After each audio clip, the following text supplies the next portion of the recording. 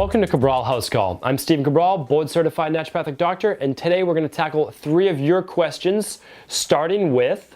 Alright, so Thomas asked today, what's the best supplement to lower blood pressure?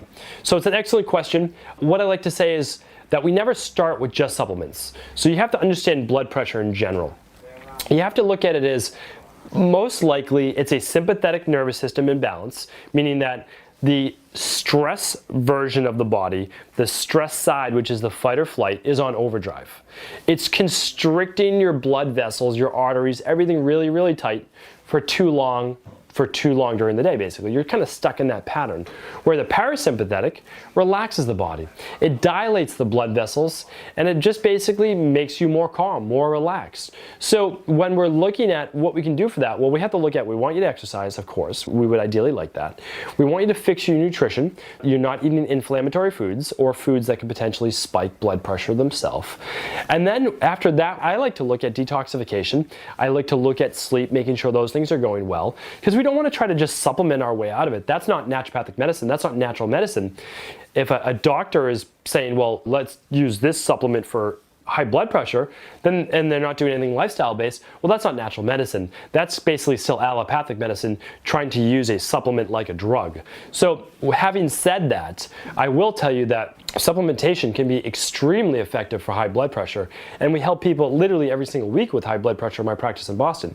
And I will tell you this, since we know that the majority of cases, not every case, but the majority of cases have to do with that high fight or flight, high stress, anxiousness, whatever it might be, some type of issue, work-life stress, relationship-type stress, whatever it might be, digestive-based stress, virus, something that's causing that fight or flight, any one of those things, I look at specifically what supplements would help to relax that fight or flight-based response. So one of the first things I'm going to say is, well, I know that magnesium helps elicit or actually helps stop and block a sympathetic nervous system fight or flight based tone. So I'm going to say, well, a lot of people are taking calcium magnesium based supplements. For the time being, at least, I would just use a magnesium based supplement. And what would I do? I would most likely use with a magnesium glycinate based supplement, not a citrate or not a malate. Not that those are bad, but what I want is something that's going to get deep into the tissues. That really matters. And then I might use a magnesium citrate supplement before bed,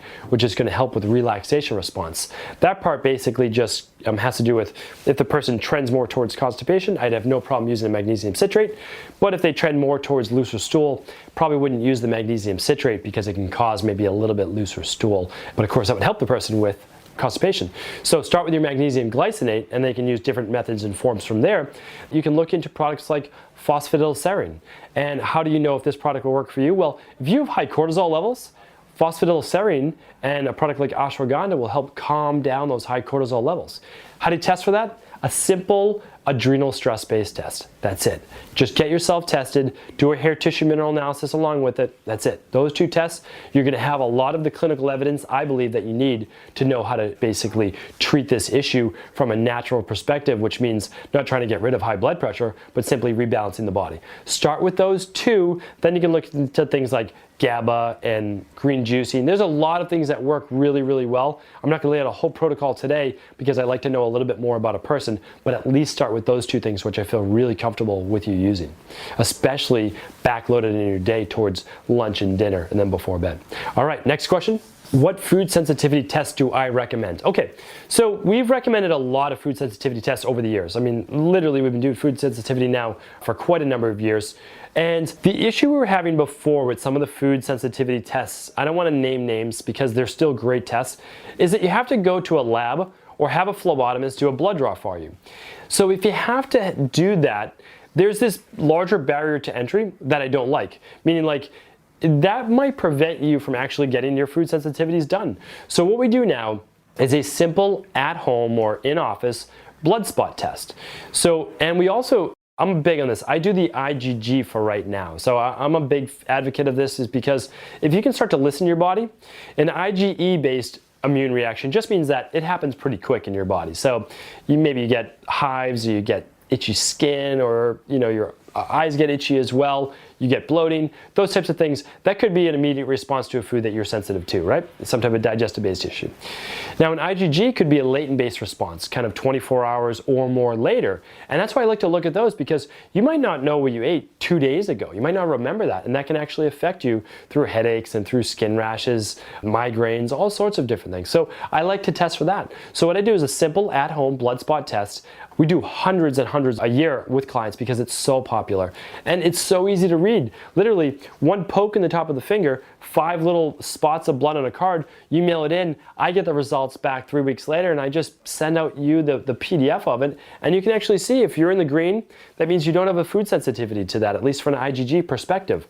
If you're in the yellow zone, that means you're having a moderate or mild to moderate reaction. And if you're in the orange to dark orange, you are clearly sensitive to that food, and every time you eat it, you're going to have an immune-based reaction. There's no doubt about it. Your body's going to react to that, and that's going to cause some type of immune-based stress in your body. It's going to wear you down. I recommend everyone do it.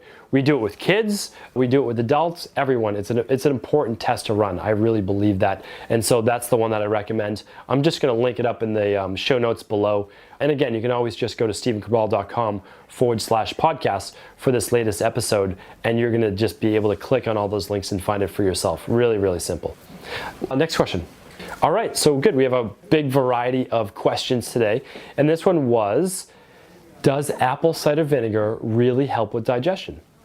So we can go by clinically how would it work, and then anecdotally, what are people saying? Well, clinically, apple cider vinegar, at least going into your stomach, is very acidic, right? And we need, as much as people play with alkaline and acidity and all those different things, your stomach is meant to be acid.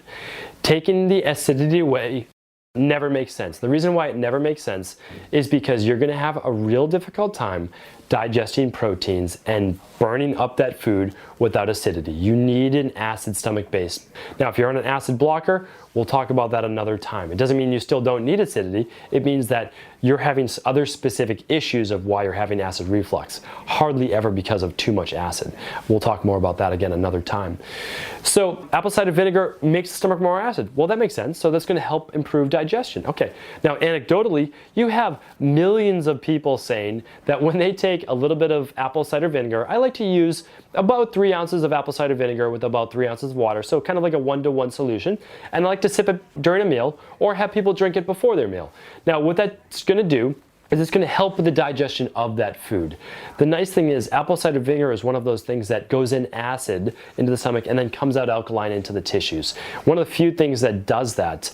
So what I would say for you is, again, there's kind of like that small 10% of the population that it doesn't work for and that they shouldn't use it. Those people specifically would have issues around apples or histamines in general, right? So vinegar can actually create a little bit more mast cell production or cytokine production and actually cause a little bit of a sensitivity. If you have allergies, if you have itchy eyes, and you try apple cider vinegar and it makes your eyes even a little bit more itchier or scratchy, then you could say, well, this is actually causing a histamine-based production, at least for right now, until I balance my histamine levels.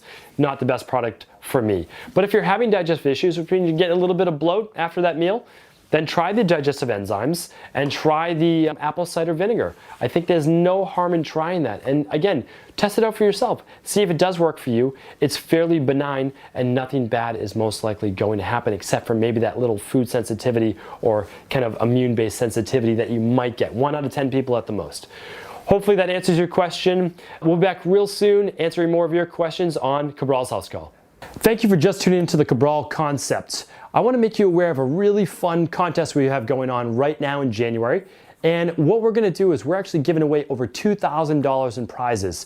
This is amazing stuff. This is all things that people use in my own Boston practice, and it's completely free to enter. All you have to do is simply download, subscribe, and review this podcast. Just, give it, hopefully, 5 stars or as many stars as you can give it.